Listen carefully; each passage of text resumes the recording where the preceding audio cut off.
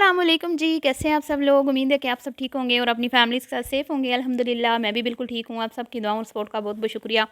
हमारी प्यारी आंटी जी एक बहुत ही बड़ी समस्या में, परेशानी में पड़ चुकी हैं जी। इतना पैसा खर्च किया, अंकल की मर्ज़ी के मुताबिक उनके सिटी में घर बनाया, हैदराबाद में। दुबई शिफ्ट हो सकते थे, दुबई शिफ्ट नहीं हुए। बैरिया टाउन में शिफ्ट हो सकते थे, बैरिया टाउन में शिफ्ट नहीं हुए। अंकल जी की खातिर दुबई छोड़ा, कराची छोड़ा, इस्लामाबाद छोड़ा, लाहौर में भी घर देखने गए थे, लाहौर छोड़ा। पर अंकल जी ऐसे ज़िद्दी हैं कि अपना पुराना घर नहीं छोड़ रहे। हाय हाय अंकल जी, आंटी जी को मत सताएं, आंटी जी को मत सताएं। आंटी जी आपकी ज़िद्दी तबीयत से हो चुकी हैं परेशान, बदहाल हैं। और आंटी जी ने बना डाली है इस पे वीडियो और दिखा दिया है सबको कि ये देखें मेरे हस्बैंड साहब कितने कोई ज़िद्दी हैं, कितने कोई ज़िद्दी हैं। तो आंटी जी आज मैं आपको बताऊंगी कि हमें तो पहले से ही पता है कि अंकल जी ज़िद्दी हैं। अब आप कहेंगे किसने बताया आपको? आपके प्यारे हस्बैंड जी ने ही बताया अपनी आपकी वीडियो में सारी तफसील कि मैं बड़ा बचपन से ज़िद्दी था जी। और ये जो ज़िद्दीपन है ना, ये मुझे लगता है कि उनकी अम्मी की तरफ से उनको मिला है।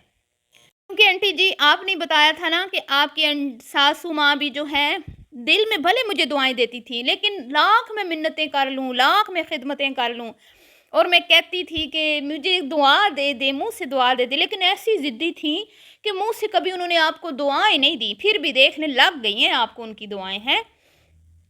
तो आपने तो ज़िद्दी ख़ानदान में शादी की, आप तो इतनी अच्छी हैं, आपके अंदर इतनी लचक है, आप तो मतलब कि ज़िद नहीं करती, किसी को तकलीफ़ नहीं पहुंचाती अपनी ज़ात से, दूसरों का सोचती हैं, अपना कम सोचती हैं, बच्चों का ज़्यादा सोचती हैं। और आज तो आपने दिल खुश कर दिया। मैं कहती हूँ आंटी जी ये बात आपने की, मेरा दिल करता है आपका मुँह माथा मैं चूम लूँ। आंटी जी ने इतनी कोई प्यारी बात कर दी, इतनी कोई प्यारी बात कर दी। क्या बात की? इससे पहले मैं आपसे रिक्वेस्ट करूँगी कि मेरे चैनल को आपने सब्सक्राइब करना है और वीडियो को लाइक शेयर करना है, ठीक है जी? तो आंटी जी ने बात की है कि हम अपनी बेटियों को भी हिस्सा देंगे। तो आंटी जी के लिए होनी चाहिए क्लैपिंग। वाओ! ये हुआ ना अच्छा ट्रेंड। यही तो मैं चाहती हूँ कि आप अपनी वीडियोस के ज़रिए कुछ ऐसे ट्रेंड सेट करें जिससे कोई मुआशरे की बदहाली जो है उसमें कमी आए। ठीक है, कोई लोग सब्र शुक्र करें घरों में जो बैठे हैं परेशान हाल। और कोई मतलब कि जो आप ऐसे मजहबी ख़ानदान की बनती हैं तो थोड़ा सा मज़हब के जो ऊपर बात करती हैं ना, जो मज़हब के हवाले से टॉपिक लाती हैं, तो रियलिटी पर मबनी लाएँ। अपने बड़े बूढ़ों की कही हुई बातें ना हमें सुनाया करें। पहले पढ़ा करें, ठीक है, सीखा करें, कोई बयान सुन के फिर अच्छे से समझ के फिर हमें बताया करें। तो फिर हम कभी भी आपको ये नहीं कहेंगे कि आंटी जी आपने कोई गलत बात की है। तो बहरहाल जी एक अच्छी बात, और कई दिनों के बाद मुझे आंटी जी की वीडियो में एक अच्छी बात सुनने को मिली। उन्होंने कहा कि भई हमारा जो कुछ है हमारे बच्चों का है। बेशक, बेशक बिल्कुल ठीक कहा आपने। औलाद माँ-बाप जो भी कमाती है, जो बनाती है अपने बच्चों के लिए ही बनाती है। और अल्लाह का भी हुक्म है कि अपने हक हलाल की कमाई से कुछ बच्चों के लिए पीछे छोड़ के जाओ। तो अब हक हलाल की कमाई या वो उसमें तो मैं अब नहीं पढ़ती, वो तो ऑडियंस खुद ही बता देगी कि अब आप जो बना रहे हैं वो किस खाते में आता है। मैं कहूँगी तो फिर आपको बुरा लगेगा। तो मेरी प्यारी आंटी जान, आपने कहा कि बेटियों को भी उनका हक मिलेगा, तो जी ज़रूर। मैं तो चाहती हूँ सबसे पहले तो आप अपनी बड़ी शहज़ादी को जल्दी से उसका हक दें, क्योंकि वो बड़ी बेताब है अपना हक लेने के लिए। और उसने तो वीडियोज़ में ही जो है ना हक मांग लिया है, और कई वीडियोज़ में उसने ये बात कर छोड़ी है कि भई बड़ा तंग हूँ इस घर में है, कभी तो अल्लाह हमारी भी सुनेगा। और मुझे कहीं न कहीं लग रहा है कि उसकी अल्लाह ताला ने सुन ली है। वज़ीफ़े भी तो कर रही थी ना, आपसे भी तो उसने कई वज़ीफ़े शेयर किए थे। तो अब जी खुशखबरी कोई न कोई आने वाली है। अब ये ना हो कि खोदा पहाड़ निकला चूहा निकले, लेकिन मुझे कहीं न कहीं ऐसा लग रहा है कि या तो वो अपना प्लॉट ले रही हैं या कोई छोटा-मोटा घर, या फिर वो इस घर में शिफ्ट होने वाली हैं, ठीक है जी। और अगर ये तीनों बातें नहीं है ना, तो फिर वही बात होगी जी भई कि एवें ट्रक की बत्ती के पीछे लगाना इन माँ-बेटियों की आदत है। और जिस अब इसमें वो दूसरी भी शामिल हो गई है, इनकी बहू। बहू ने एक शॉर्ट वीडियो लगाई जिसमें वो जो इन्होंने अपनी चच्ची को हार पहनाए थे ना, वो हार बना के उन्होंने शॉर्ट वीडियो लगा दी, ठीक है जी। मैंने नहीं वीडियो वो देखी, मैं खुद हैरान। मैं कहूँ इसकी वीडियो में तो कभी कमेंट नहीं आए कि तुम उम्रे पे जा रही हो। तो इतनी मिसनी चालाक है, उस वीडियो में जब कमेंट्स आए, लोगों को बेचारों की कॉमन सेंस नहीं है ना, इनकी वीडियोस जो देखती हैं ना मतलब घरेलू ख़वातीन देखती हैं वो, जो कि मतलब कि नमाज़ी परहेज़ी औरतें हैं और वो ऊट-पटांग किस्म के व्लॉग नहीं देखती, तो उनको लगता है कि ये थोड़े से बेहतर हैं, थोड़ा मतलब कि मज़हबी घराना, इन्होंने अपना इमेज ऐसे ही बनाया हुआ है ना, तो इस तरह की सादा लो औरतें इनकी वीडियोस देखती हैं। तो अब उनको नहीं समझ आई कि ये जो घर में उम्रे वाले मेहमान आए थे उम्रा करके, उनको ये हार आंटी जी ने पहनाए थे और जाते जाते वो हार अपने इधर ही छोड़ गए हैं, तो वो हार जो है कुमकुम ने अपने कमरे में सजा दिए कि अब आइंदा कोई आएगा तो उसके गले में ये पहनाएंगे। तो लोगों को बेचारों को समझ नहीं आई, मेरी बहनों ने लिख दिया कि हाय उम्रे भी जा रही, और आपको पता है हम मुसलमान हैं तो दिल खुश हो जाता है जब कोई जा रहा हो सुनकर भी, और जब हम खुद जा रहे हो तो फिर तो कैफियत ही कुछ और होती है। तो वो जी बैठ के वीडियो बना दी पूरी। मुझे समझ नहीं आई कि इसने कोई शॉर्ट वीडियो लगाई है, वो तो मेरी जो देखने वाली बहनें हैं प्यारी, उन्होंने मुझे बताया कि इसने वो हार दिखाए हैं जो आंटी जी ने अपनी जेठानी के गले में डाले थे। क्या बात है! मैं कहती हूँ क्या बात है इन लोगों की। तो अब ये भी इस इन्हीं की लाइन में, इन्हीं की मैं कहती हूँ ना रास्ते पे चल निकली है फेक कंटेंट बनाने के पीछे-पीछे ये भी। तो वो भी अब देखते हैं कि क्या खुशखबरी आने वाली है आंटी जी के बड़ी बेटी के घर में बहुत दिनों के बाद। तवील अरसा बीमार रहने के बाद, तवील अरसा दुखों में, परेशानियों में घिरे रहने के बाद कोई ताज़ा हवा का झोंका आंटी की बच्ची के घर आया है और वो खुश है। क्योंकि आपको पता है काफ़ी दिनों से वो बेचारी उखड़ी-उखड़ी सी, थोड़ी परेशान, थोड़ा दुःख-दुःख वाले टाइटल लगा रही थी। तो बेचारी कितनी मेहनत करती है ना, कभी हस्बैंड के को ले आती है, उसके टाइटल लगाती है, कभी कुछ, कभी उदास, कभी परेशान, कभी कितनी मेहनत करती है बेचारी। तो मैं भी दिल से दुआ करती हूँ कि अल्लाह उसके घर में खुशियाँ आएँ और वो अपने बच्चों का घर अपने हाथों से बनाए और अपने बच्चों की खुशियाँ उस घर में सेलिब्रेट करे। हम तो यही दुआ करते हैं कि अल्लाह ताला हर एक को अपना घर दे, जितने बेघर हैं ना, कोई भी मतलब दुनिया में ये ठिकाना तो आर्ज़ी होता है, लेकिन ज़ाहिर बात है इस इज़्ज़त से ज़िंदगी गुज़ारने के लिए ये घर बनाने भी ज़रूरी होते हैं। क्योंकि किरायों पे तो आपको पता है सिर्फ़ ज़िल्लत और रुसवाई ही होती है। ज़रा-सी बात पे मालिक मकान जो है वो आपको सीना तान के पता नहीं क्या-क्या कह के चले जाते हैं और आप कुछ भी नहीं कर सकते। तो अभी मैं एक वीडियो देख रही थी किसी फ़ेमस इन्फ्लुएंसर की, और उसने घर खाली किया तो बाद में उसने जहाँ-जहाँ जिस-जिस जगह पे कील लगाए थे ना, वो सारी चीज़ फिलिंग कर रही थी, पूरे घर को साफ-सुथरा। ज़ाहिर बात है कि बहुत ज़्यादा लोग कुछ सख्त होते हैं इस मामले में। तो उनकी भी ज़ाहिर बात है इतनी जमा पूँजी उन्होंने भी लगाई होती है, फिर वो भी नहीं चाहते कि हमारा घर ख़राब हो, तो वो भी सख्ती करते हैं, वो भी अपनी जगह पे ठीक होते हैं। तो बहरहाल दोनों ही ठीक होते हैं अपनी जगह पे। तो मैं ये चाहती हूँ कि अल्लाह ताला किसी को ना मतलब कि अगर दुनिया में जितने दिन ज़िंदगी है ना, एक अपना बेहतरीन ठिकाना होना चाहिए जिसमें हम अपने बच्चों के साथ एक अच्छी लाइफ़ गुज़ार सकें। तो हर इंसान की और स्पेशली ख़वातीन की तो ये दरीना ख्वाहिश होती है कि अपना घर हो, अल्लाह उसको भी अपना घर दे।